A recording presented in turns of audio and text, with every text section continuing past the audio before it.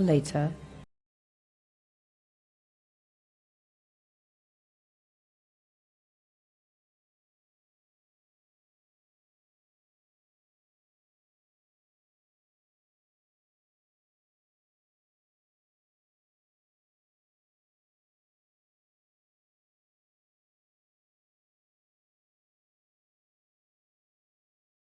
Both combine to form the perfect stage for corruption to flourish. As part of our anti-corruption fight at Kaieteur Radio, we invite you to join us every Tuesday evening from 7:30 p.m. as we embark on a most needed quest to remove the tentacles of corruption from our systems. See you then for our latest program called Governance, Corruption and Justice.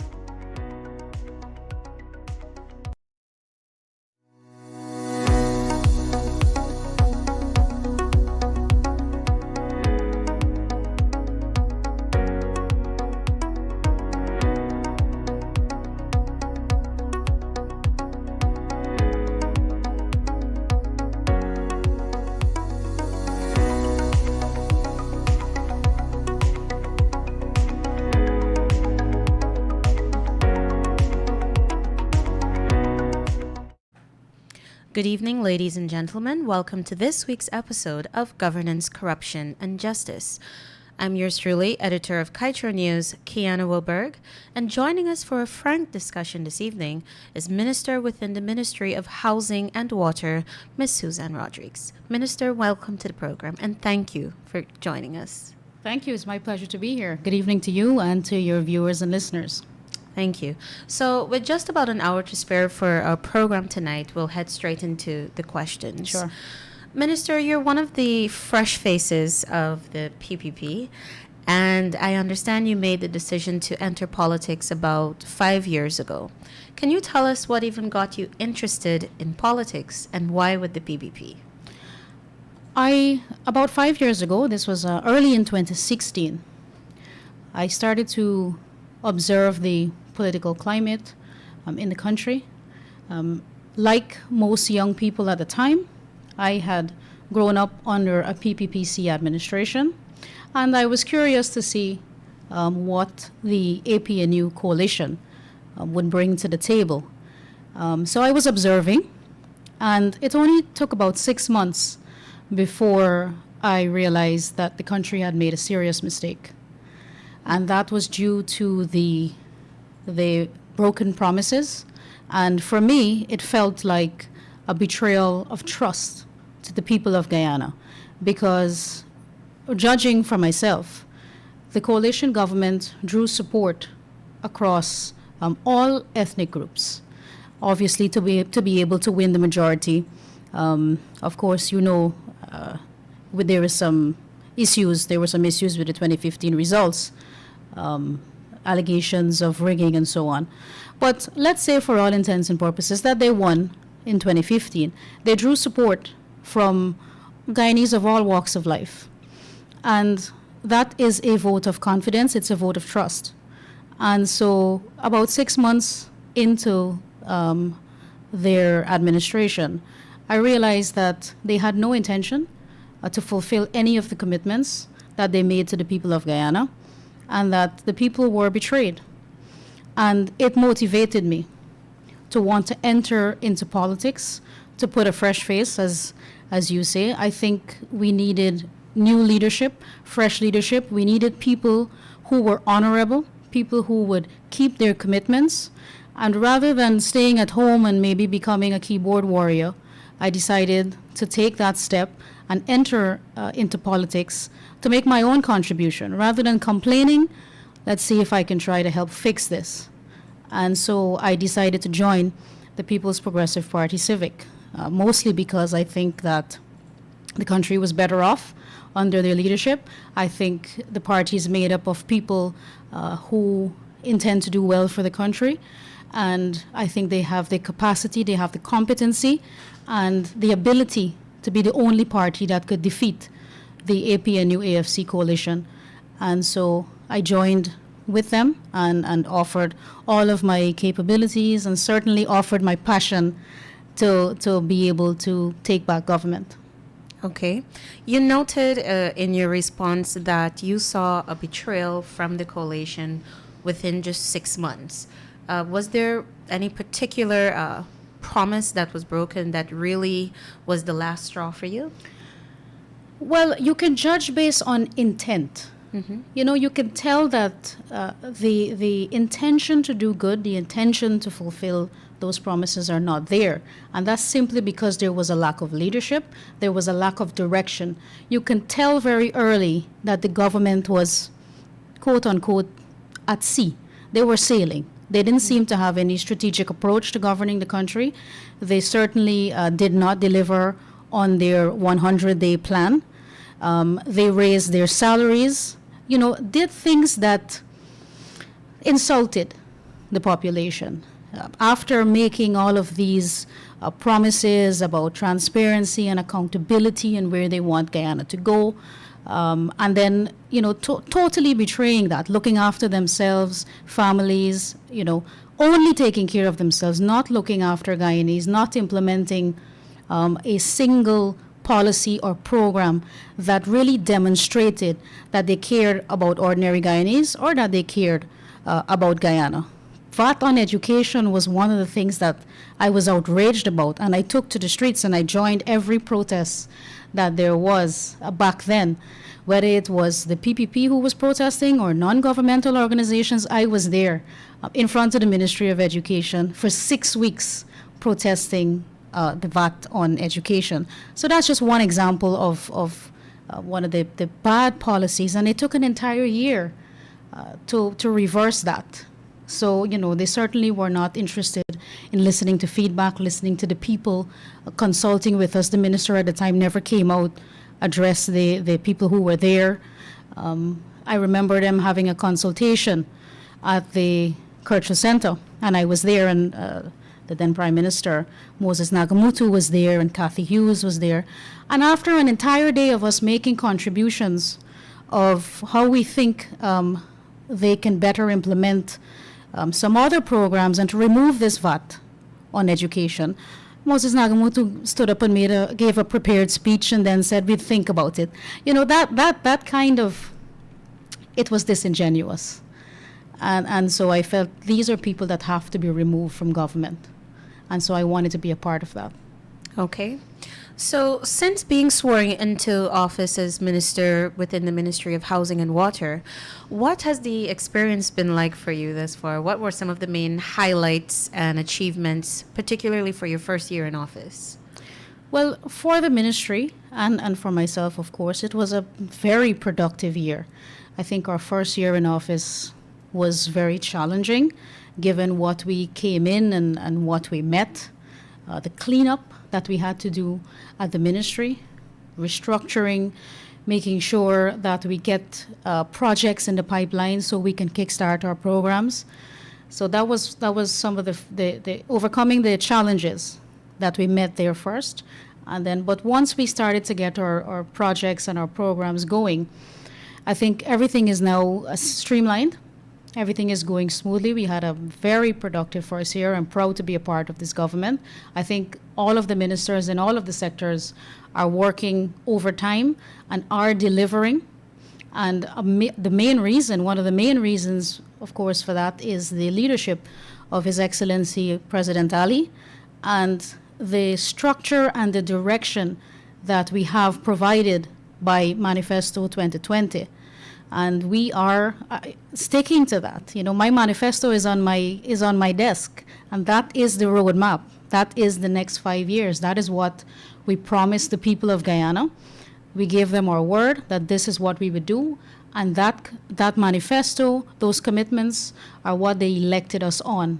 And so we have a duty and a responsibility to ensure that, come what may, we deliver on those commitments and that we're accountable to the people, that we keep updating them in the interest of transparency and accountability, and they see what we are doing every step of the way, and they can hold us accountable, and they will decide in 2025 if we have done enough to be re-elected.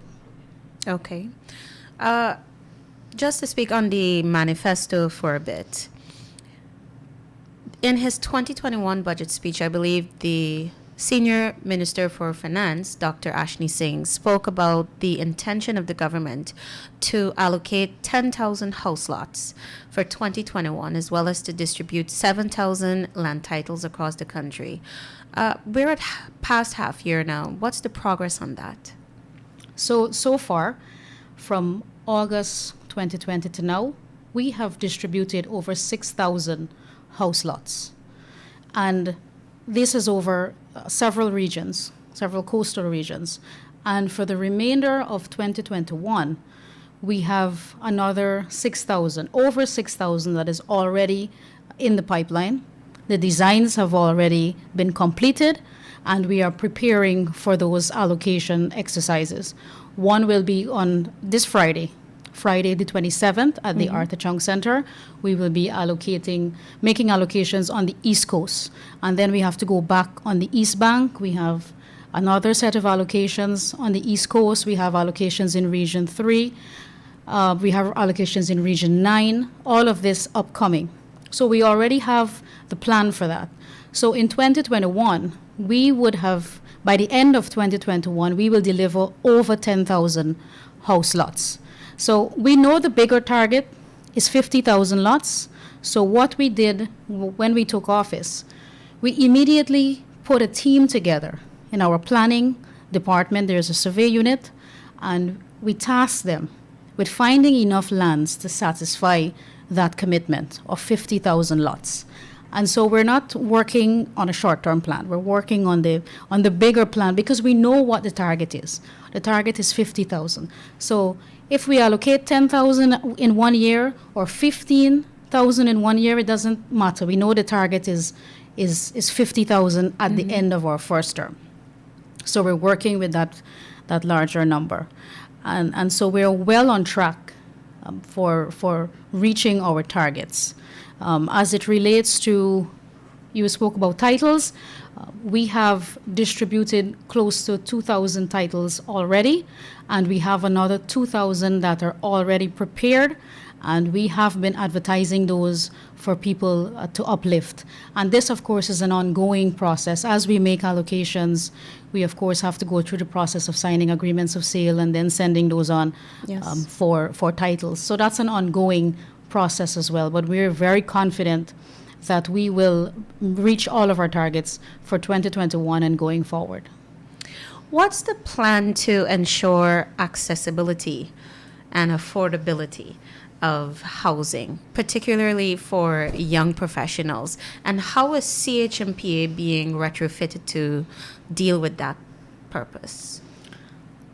So, coming into office, there were some things that we had to do immediately. 50,000 house lots had to be distributed, or have to be distributed, and a key emphasis for us is on home ownership. So home ownership for us is very, very important. And to help that process, we did several things very early in government. In the 2020 budget, we made certain policy decisions. We removed VAT from water. We reduced the tariffs by 5%. We removed VAT from construction and building materials. We raised the mortgage interest relief ceiling from 15 million to 30 million. We increased the NBS mortgage ceiling from 12 million to 15 million to encourage people to borrow more. We negotiated with the banks for lower interest rates. So now people can access, low-income earners can access mortgages at 4% interest rates. So we got that reduced. And now all of the commercial banks, not just NBS, the banks are competing because they see the demand now in the housing sector. And with the ministry embarking on this ambitious housing construction drive, that everybody's coming on board and everybody has dropped their rates and are competing now for mortgages. So those are several things that we had to do to show that we are thinking about the bigger picture, that we want to make it easier for people to access loans and to make it more affordable for them by removing the VAT on construction materials, absorbing shipping costs, as you would have seen the president do recently. So we're trying at the level of government to do all that we can in this COVID-19 pandemic. And, you know, when we came into government, we came in at the height of the pandemic. And in spite of all of that, we have been able to still roll out our housing drive and our house lot distribution activities. We have made the process more seamless. We have hired more people at CHP to try to take on this Herculean task of the increase in applications. We have seen from August 2020 to now 11,900 new applications. Wow. From then to now, far surpassing any year that we have checked.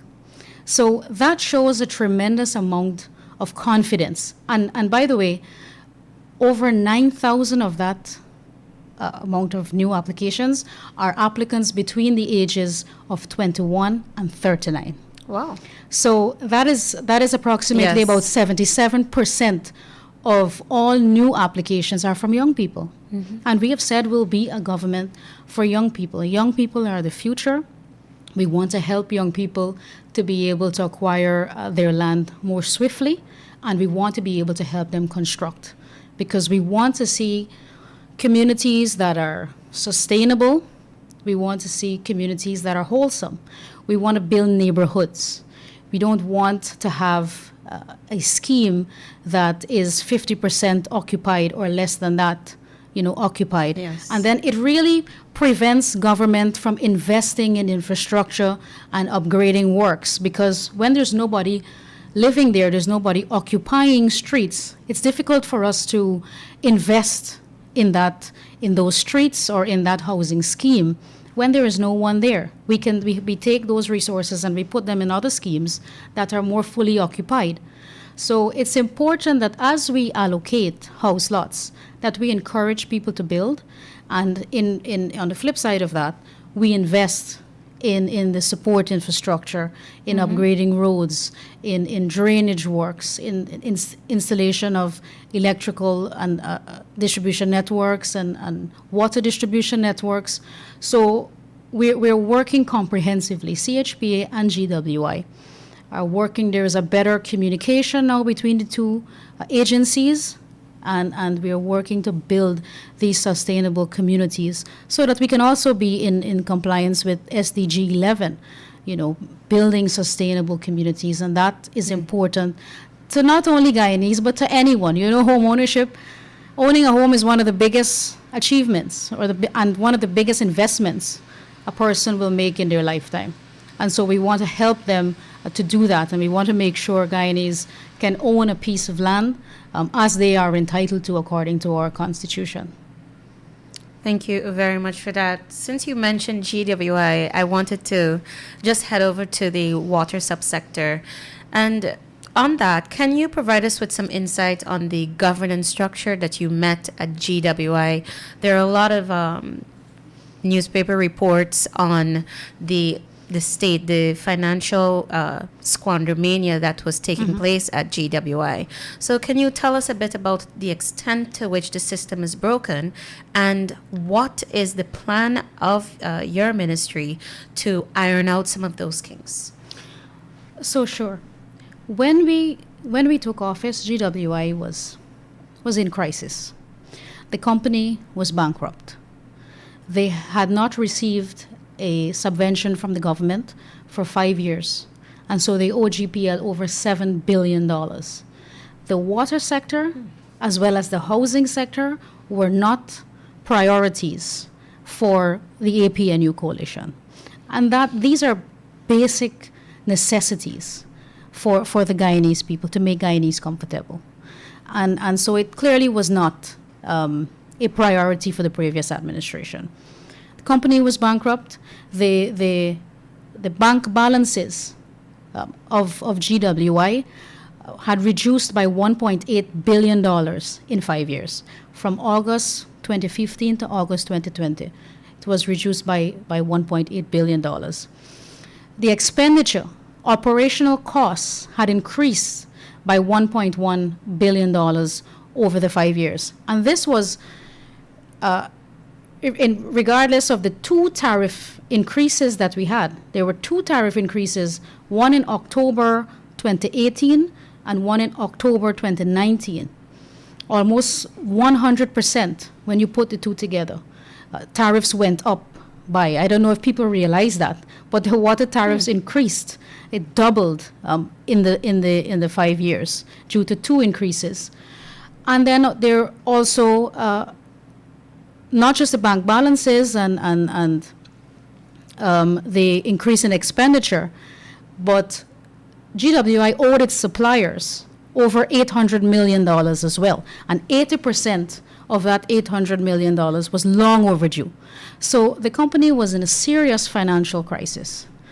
And then, of course, you had the corruption. One of the biggest scandals was the Sequest scandal, in which all of the procurement rules were bypassed.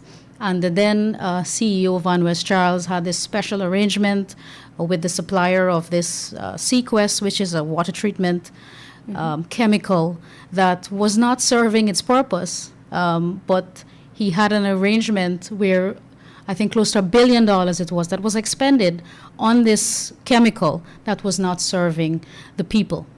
There were no basic spares, parts, pumps, supplies, no materials. There was 5,200 applications for new water connections that were sitting there, and they couldn't do anything about it because simple hardware they didn't have in the inventory. Nothing. Oh. The company was just bare. It was a shell. There was not a single meter in the inventory. So they couldn't go and install any meters. They couldn't install any new service connections.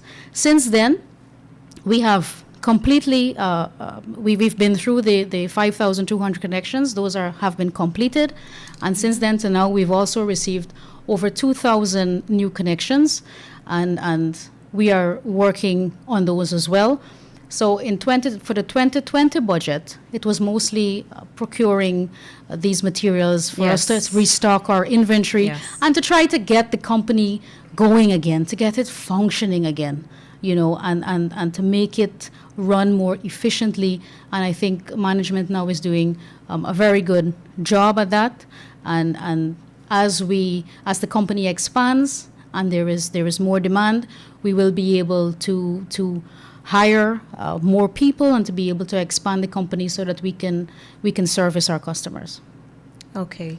Now, there are several projects that the finance minister had noted in the 2021 budget, and I'd be interested if you can give us a follow-up on just some where we are with these projects. One of them included the plan to address non-revenue water in 2021. There was a provision of $275 million for this.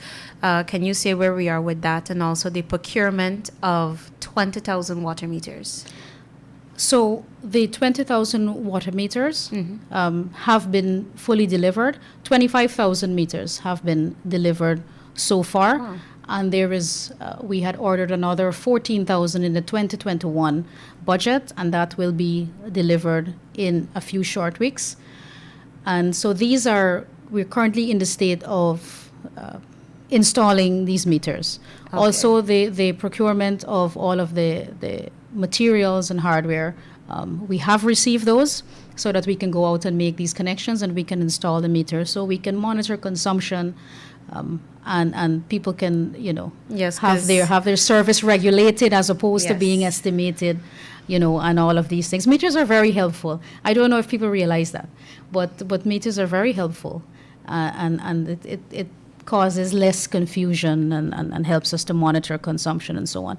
So those have been delivered, and the other 14,000 for 2021 will be delivered in a few weeks. Okay. And I believe you have some other projects, such as a $200 million project to expand some of the water treatment plants in Eccles, Covent Garden, Grove, Friendship, etc. This is to benefit about 50,000 residents. Where are we on that one? So that was another thing that was not being done. Simple things like maintenance of pump stations and maintenance of the water treatment plants. They hired all these people, doubled the staff complement in the last 5 years. GWI? That's under the previous administration. Uh-huh. Yes, because the staff, the total number of staff in 2015 was 600. When we took office, it was about 1,300, and so that contributed to the expenditure, the huge increase in expenditure. And nothing is wrong if you're providing service to the people, and therefore you need to increase that. But at the same time, you have all these outstanding connections there. You have 1,500 major leaks in the system that we had to address coming into office. 20,000 minor leaks that we have done, that we have repaired already. Mm-hmm. And there was no materials and so on to do this, and there was nobody checking on these things. And it's the same with the water treatment plants. The company can deliver better water to Guyanese, but it's an ongoing, constant process of always upgrading and expanding our water treatment plants, our distribution and transmission lines. It is an ongoing process of delivering quality service and ensuring that our people receive safe water. That is something that is important to us, and that is an ongoing process. Every day, you have problems at pump stations. Sometimes, when there is blackout, we have the water cuts off at the same time. Mm-hmm. And so it's a constant process. But as long as there is prudent and efficient leadership, the company can perform better. And I think GWI has been doing a really good job over the last year, and I encourage them to continue to do so. Thank you for that. I wanted to take your attention over to Parliament. Mm-hmm. And I noted in your 2021 budget presentation, you said, and I quote, "Any functioning democracy needs a strong, competent, capable, and honest opposition."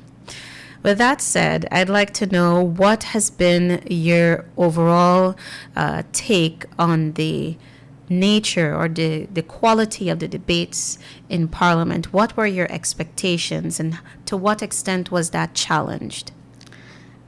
So I think when I said that, I was referring to the presentations that mm-hmm. I had witnessed mm-hmm.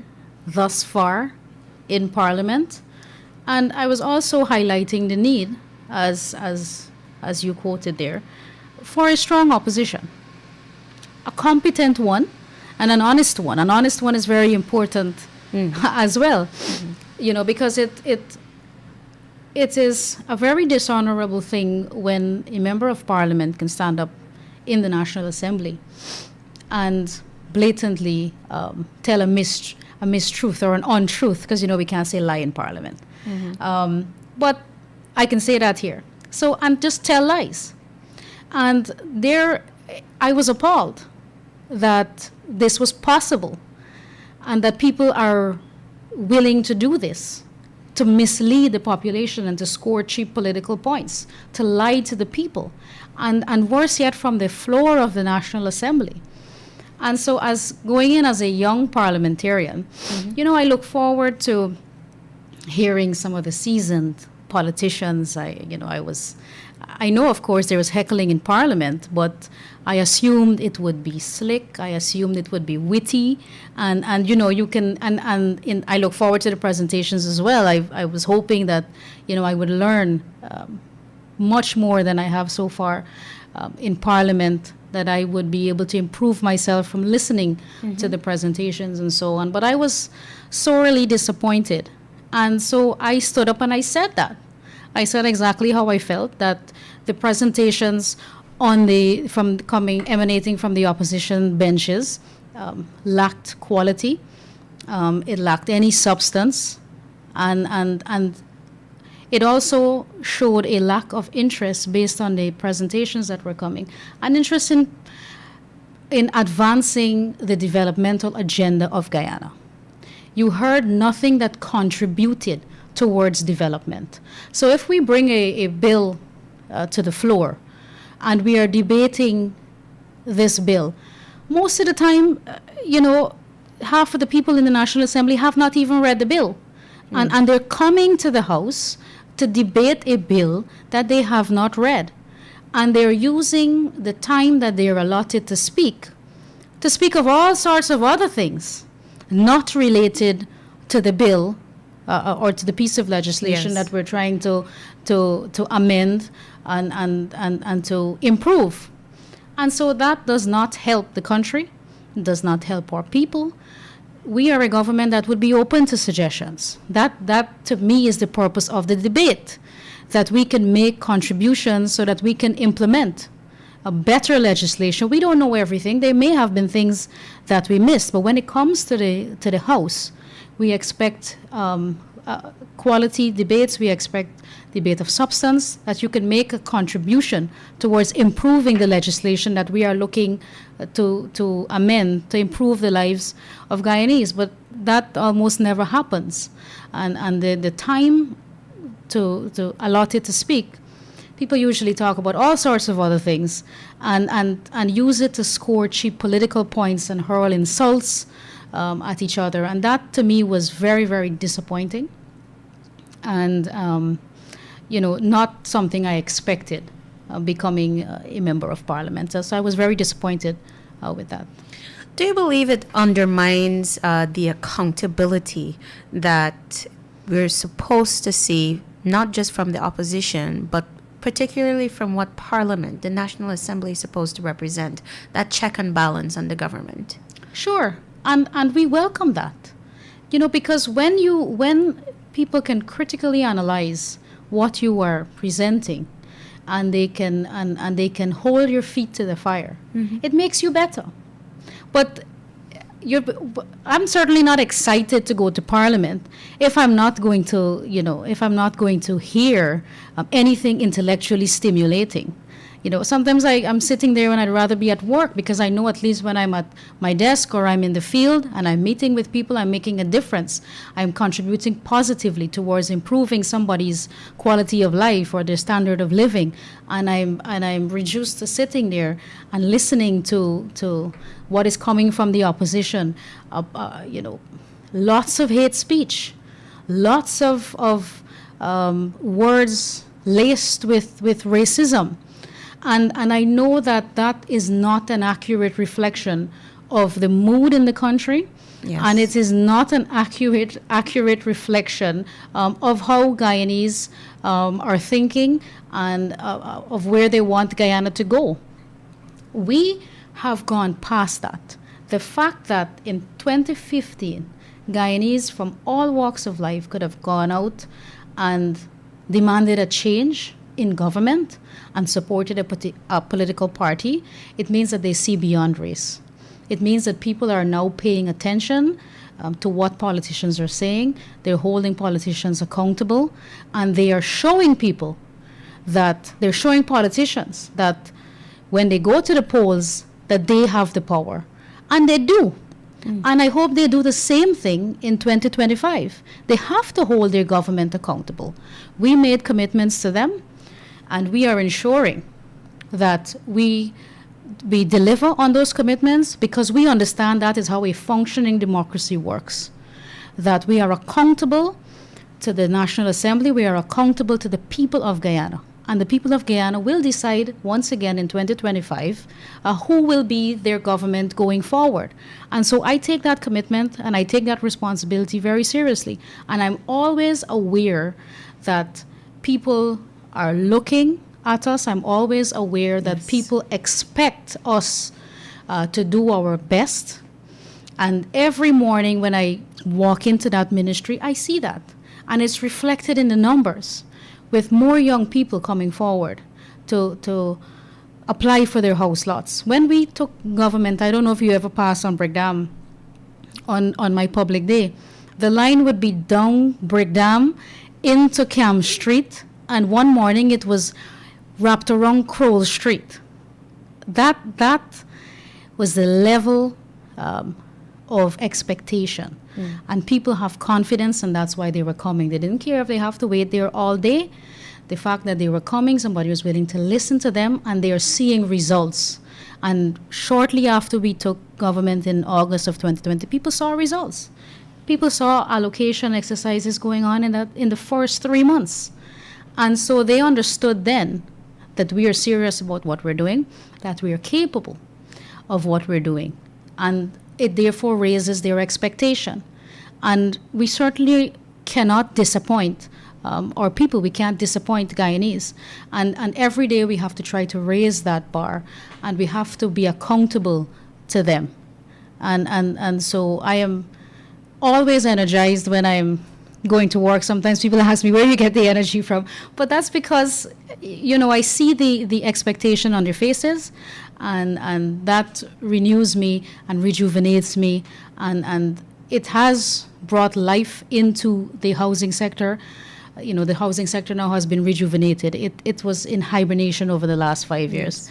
It was sluggish. It was lethargic. It was a department. It wasn't even a ministry. So it showed that it was not a priority. But it is something that is very, very important to Guyanese in giving them that security of having a roof over their head, of people going to sleep at night comfortable, knowing that their roof is their own, that they can feel comfortable knowing that they have something to leave for their children, that they have an inheritance, something that they can leave for their children, that they can pass on generational wealth. It goes a far way in securing the lives of your citizens by ensuring that they have accessibility to home ownership. And that is very, very important. It's a central pillar in our government, and it's very, very important that the Ministry of Housing and Water deliver on its mandate. Thank you for that. With those comments there, I'd like to ask you for your concluding thoughts on your first year in office, as well as your advice to young men and women who are considering the world of local politics for a career choice. An hour went by already? No, not at all. You said conclude. Because I have a lot more to say. So our first year, like I said before, I think was a very successful one.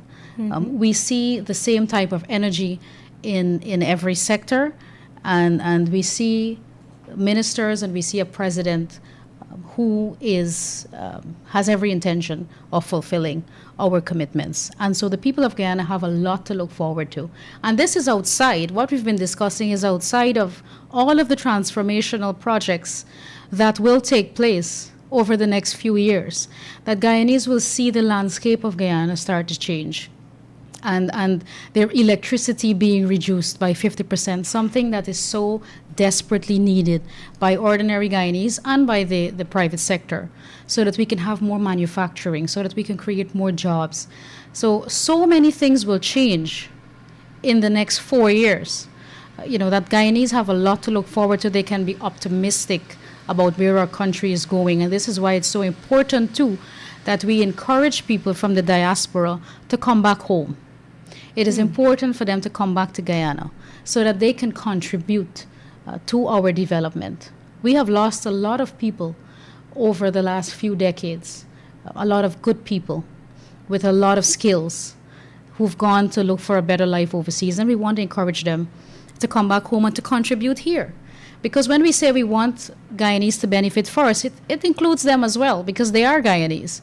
And so we want as many of our people here contributing to our development and working here, utilizing their skills here, and acquiring land and property here, so that all of our wealth can remain here and the country can see development at an even faster rate.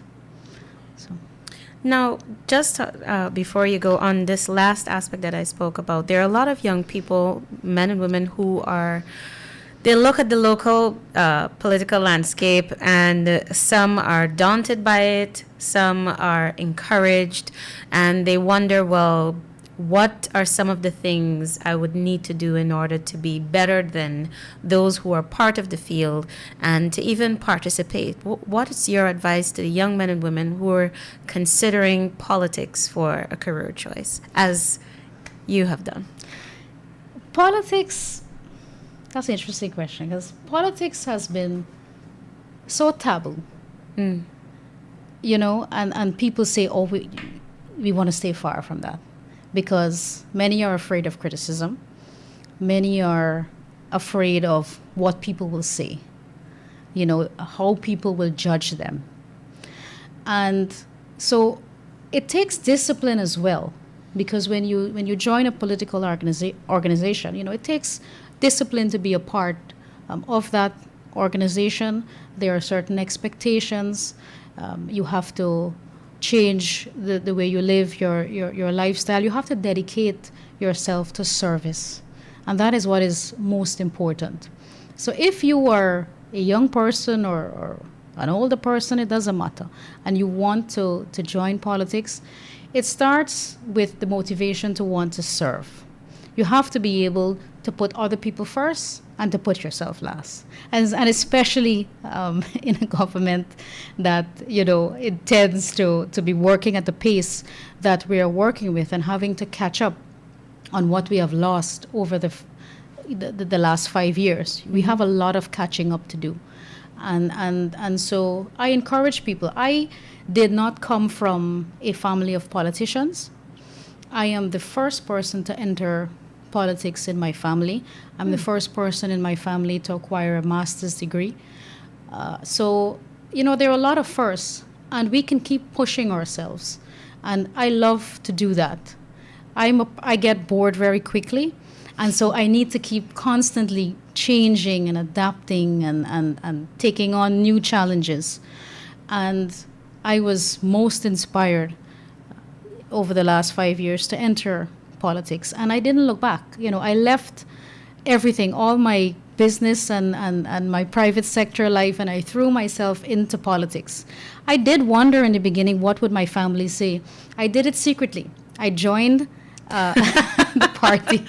I joined the party secretly, and quietly used to go to group meetings, because the party is organized by geographical location.